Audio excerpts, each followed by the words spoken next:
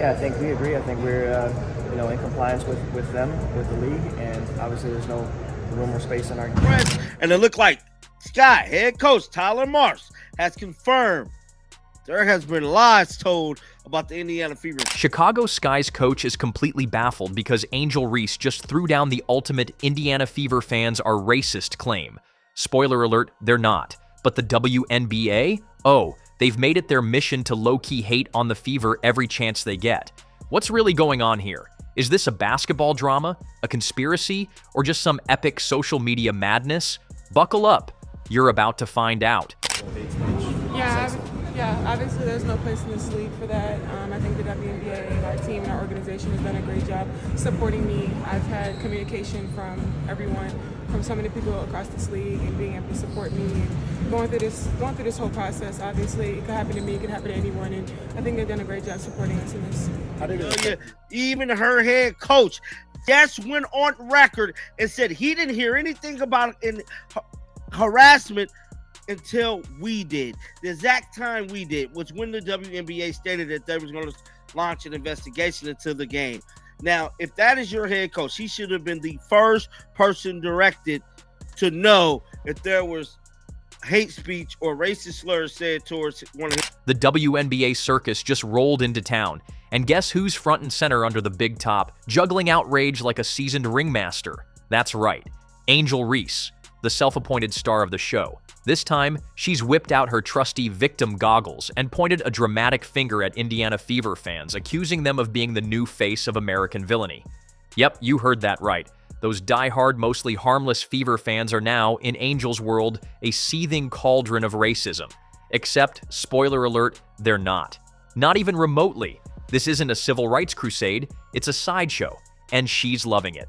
Because we heard from Angel Reese today, and we heard from Tyler Marsh. Tyler Marsh, folks, let's send our best wishes to Tyler Marsh. He's about to be called every name under the book. Sellout, Uncle Tom, Coon, unless he starts backtracking like he's Darrell Revis in his prime, and he intercepts the hate like Dion said. Unless that happens, oh, Tyler Marsh is about to get run out of... How about this from the Chicago Sky coach? From Tyler Marsh, and he has essentially confirmed that what we all thought, that the allegations made were because of the Flight React sound effect. The Flight React sound effect is what happens, because everyone thought, oh, maybe there was something that like the players heard and they reported it. No. First off, the idea that Indiana Fever fans are secretly harboring racist sentiments is about as believable as a vegan at a Texas BBQ festival. The Fever's fan base is pretty straightforward. They love basketball, they love Caitlyn Clark, and they sure as hell love beating teams like the Chicago Sky into submission. No racism needed to explain that. But Angel Reese? She's out here painting a picture so absurd, it's like watching a toddler finger paint a Jackson Pollock. There was actually something newsworthy said today in regards to the alleged hateful fan comments made toward Angel Reese during the Fever and Sky game on Saturday, because the Sky actually gathered for practice today, and they spoke, and both the coach and Reese spoke. The more notable comments came from Tyler Marsh, the head coach of the Chicago. So, what's really going on here? The WNBA has been a slow-motion train wreck for years, with ratings steadily dipping, attendance figures doing the cha-cha, and fan engagement barely registering a pulse.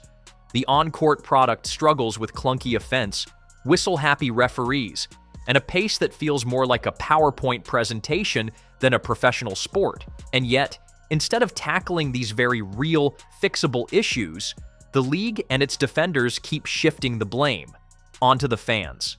Apparently, it's your fault for not being thrilled by mid-range bricks and endless free throws, because nothing says progress like blaming your own audience for tuning out. Before anything, he's like, well, we just heard about what's going on. Like, he had no idea. He's just like, well, we just heard that this is happening. So no, they've confirmed this is because of Twitter. This is the most unserious league ever. Kathy Engelbert, you are like, this is embarrassing. And I don't even know if it's Kathy. There's no video proof. The players don't know what's going on. The coaches like, we heard nothing. Both sets of players are like, we heard nothing. And it's a social media account that has now deleted their account.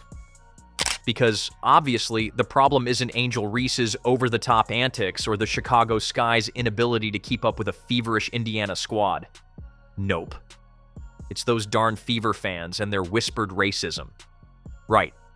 Meanwhile, on the court, the Indiana Fever and Caitlyn Clark were straight up torching the Chicago Sky like they were trying out a new BBQ sauce recipe. The Sky looked like they showed up to a chess match expecting checkers, while Clark and the Fever played 3D chess with laser beams and fireworks.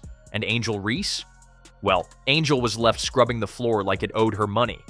Let's talk about that infamous foul, shall we? Because honestly, it was the perfect microcosm of the entire Angel Reese experience. Loud, obnoxious, and completely missing the point.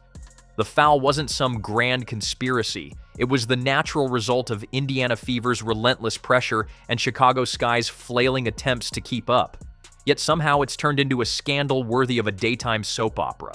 A moment of truth has been told about the Chicago Sky, bro. Just like I told y'all days ago, bro. This whole thing was fabricated and it was a lie. I released footage on the sideline. I released several videos confirming that no one was targeted. Angel Reese's reaction?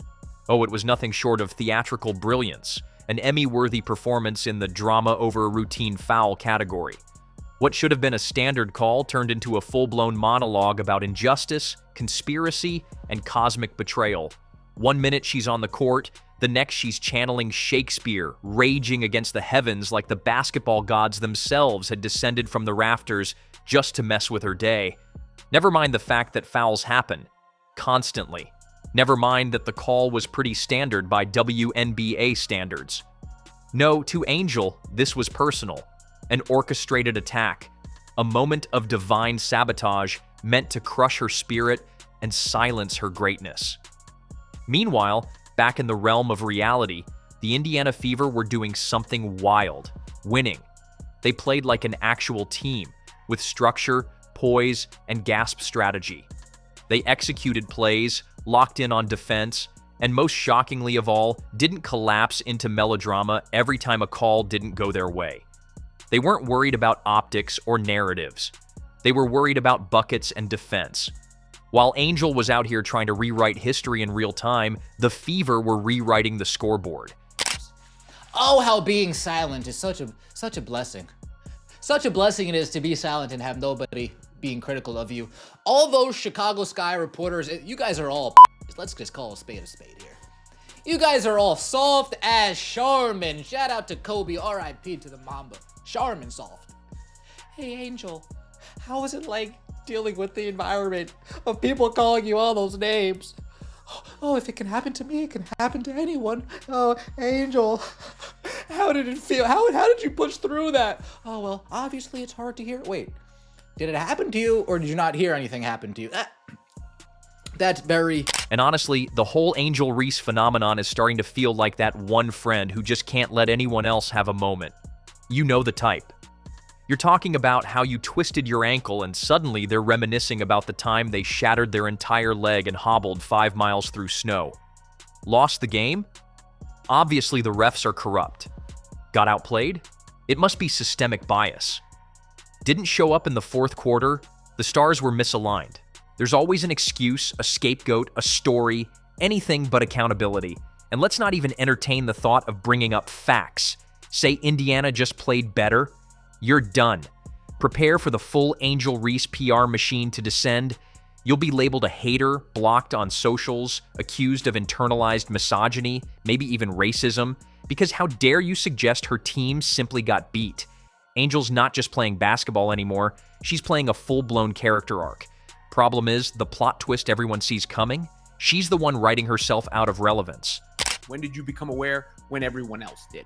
What does that indicate? That the Sky did not know or did not hear anything in real time or see anything in real time. So that makes the Sky, that makes the Fever, that makes me, that makes everyone I talked to who was in the arena, everyone else who has spoken from the arena. That makes no cameras, no cell phones. So far. The irony in all of this? Angel Reese's public meltdown might just be doing more harm than good, not just to her own image, but to the WNBA as a whole. Because when a star player, someone positioned as a future face of the league, chooses to lash out at the fans and media instead of owning a tough loss, it doesn't come off as bold or passionate. It comes off as disconnected. It paints the league in a light that makes it seem defensive, thin-skinned, and more interested in drama than development. Fans aren't here for the theatrics of a soap opera. They're here to witness elite-level athleticism, fierce competition, and moments of true sportsmanship. Unfortunately, Angel's antics seem to be drowning out the very things that are supposed to elevate women's basketball. Let's call it like it is. Fans want to rally behind players who put their heads down and let their game do the talking. They want post-game interviews that focus on grit and accountability, not finger-pointing or vague insinuations. When Angel Reese shifts the spotlight from what's happening on the court to a narrative full of attitude, excuses, and subtle jabs, it distracts from the momentum the WNBA is building. And that's a real shame, especially in a year that could be transformative for the league. The worst part is Angel Reese is speaking about it like it's fact too. Angel Reese was like, this is unacceptable, players. If this can happen to me. What's this? The allegation of this was an entire crowd chanting or making those animal noises at Angel Reese. And I'm sorry, that did not happen. If that did happen, ban every single Indiana Fever crowd or fan who was in the arena from ever attending again. Ban the entire crowd. Heck, make Indiana play every single game in an empty crowd, empty arena if that happened. But it didn't happen. Meanwhile, across the court, the Indiana Fever are steadily rewriting their own story. And they're doing it with the kind of swagger that demands attention without ever asking for it. At the center of it all is Caitlyn Clark, a player who has transcended the typical rookie buzz and become a full-blown phenomenon. But her stardom isn't just about her jaw-dropping scoring ability, though that alone would be enough to fill highlight reels for weeks. No, what makes Clark different is the way she plays the game with an unapologetic intensity and a cool-headed confidence. She doesn't need to scream for attention. Her game is the megaphone, and it's blasting loud and clear in every arena she steps into. Watching her is like watching a tornado tear through a gymnasium. Wild, fast, calculated, and devastatingly effective. She has the vision of a seasoned point guard, effortlessly threading passes through impossible windows. She's got the shooting range of a long-distance sniper. Seriously, blink, and she's pulling up from the logo. And perhaps most importantly, she brings the kind of charisma and swagger that only a player who knows she's changing the game can bring, because she is. She's not just playing basketball, she's rewriting the blueprint. Interesting. Angel Reese. Angel Reese, the WNBA came out and got ahead of any type of wrongdoing and are starting their own investigation. Can you please tell us what was said?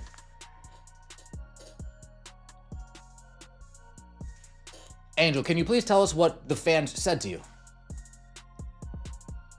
Angel, can you please tell us what you heard when you were sitting at the check-in table? Angel, when you were acting like a complete unhinged lunatic, can you please tell us what the families of four were screaming at you from the stands? Oh, that's very interesting. I'm going to assume that this is a whole entire hoax. Is it not, Angel? Angel, do you think the WNBA is the most unserious basketball league in the history of... But it's not a solo act. The Indiana Fever have earned every ounce of the attention they're getting. This is a team that's found its rhythm. They play with chemistry that feels almost telepathic, confidence that borders on fearless, and a collective sense of purpose that's impossible to ignore. Every possession is played like it matters, because to them it does. They're not just trying to win games. They're trying to make a statement, one perfectly timed cut, one clutch three-pointer, and one fierce defensive stand at a time, and the league is finally starting to listen. Now contrast that with the Chicago Sky, who, in their last outing, looked like they accidentally walked into the wrong arena. Their offense seemed to consist of pass it around and pray, and defensively, they couldn't stop a breeze, let alone Caitlyn Clark. It was less of a game and more of a basketball-themed improv skit gone wrong. The Sky looked unprepared and unfocused, two words that should never describe a professional basketball team. So while Angel Reese vents and deflects, the league continues to evolve without waiting for anyone to catch up. The spotlight is shifting, fast, and it's landing on players who show up, ball out, and rise above the noise. So after opening the season with a triple-double, she then dropped 27-11 with 5 boards and 2 steals. That is a problem, but it doesn't end there. So remember how last game, how she tied the third place player for the most triple doubles in WNBA history, right? Now she has the most 25 and 10 plus games in WNBA history already. But trust me, I'm not even done yet. So Caitlyn Clark now tied Courtney Vandersloot for the most 20 and 10 games. Vandersloot took 430. Diana took 565. It's taking Caitlyn 42. SSO, while Angel Reese is out here trying to manufacture a storyline about racism, one that feels more like a publicity stunt than an actual issue, the real headline is being completely overlooked. The real story. The Indiana Fever didn't just show up, they dominated. With a lethal mix of skill, grit, and pure hustle, they handed the Chicago Sky a reality check, plain and simple. It wasn't about politics, it wasn't about social agendas, and it definitely wasn't about referees. It was about basketball. Real, tough, competitive basketball. Let's not ignore what actually happened on the court just because someone wants to stir up controversy off it. The Fever brought intensity, cohesion, and a winning mindset, while the Sky brought, well, excuses. And as the dust settles, one thing is clear. No amount of finger-pointing or performative outrage is going to change the scoreboard. But maybe Angel Reese is onto something, in a completely backwards way. If the WNBA is serious about growing its fan base, it might want to focus less on off-court drama and more on teams that deliver results. Fans want stars who lead with action, not tantrums disguised as activism. There's a difference between standing for something and using controversy to stay in the headlines. Caitlyn Clark is clearly a better basketball player than Angel Reese. But you know what's crazy? Because I don't... But Angel Reese is a good player, but they just play two different positions. Like, it's not even the same type of game. But there's always a conversation about, y'all don't see that? About who's better out of the two ladies, Caitlyn or Angel Reese? I always thought... I don't see that conversation anymore. Okay, not anymore, right? But in the it. beginning, yes. And I actually started to watch some of the clips because I wanted to determine for myself. And then I was like, oh, Caitlyn is obviously really a great player. I don't know why they even have the conversation. This league has so much potential. The WNBA is overflowing with talent, raw, refined, and ready to redefine the game. From rookies bringing fresh fire to veterans holding the line, the athleticism and skill are undeniable.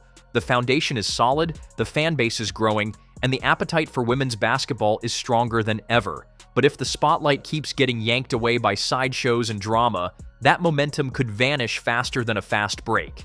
Instead of highlighting highlight reels, we're stuck talking about post-game theatrics, social media spats, and players more interested in stirring the pot than stirring up wins. Let's be clear, the WNBA needs leaders. Real leaders. Not just players with platforms, but players with purpose. Athletes who inspire the next generation by what they do on the court, not just what they say off it. We need stars who grind, who compete, who show up ready to battle every single night and let their game speak volumes. The ones who rise above the noise instead of adding to it.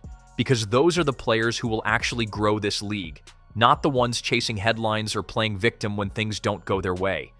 Caitlyn Clark said, "No layups in my house," and sent Angel Reese flying like it was a Southwest commercial.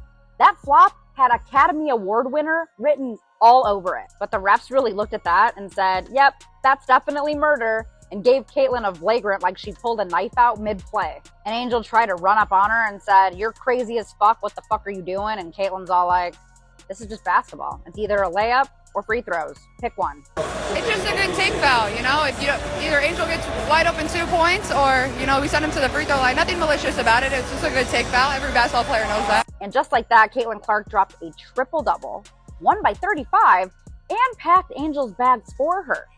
Ice in the veins and apparently in the elbow. Take Indiana, for example. They didn't just bring intensity, they brought the fever.